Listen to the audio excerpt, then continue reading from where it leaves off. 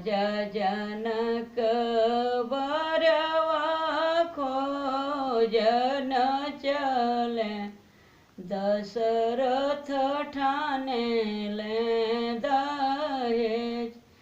इतना दहेज हम कहाँ पैबो, बेटी रना कुंवर।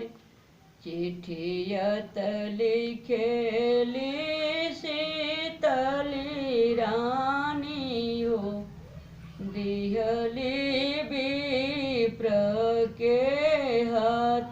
इहो जे चिट्ठी विप्रय अवधपुर में हो, दीह दशरथ के हाथ।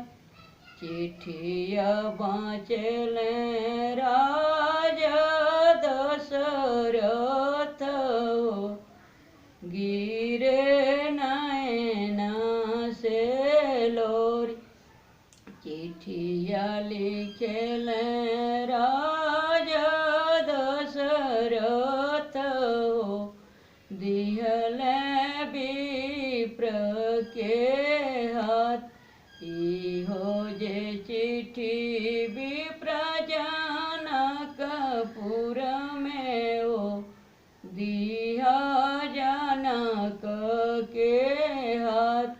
एकहु जोधिया तोहरा औरी रहिती हो, करती लखण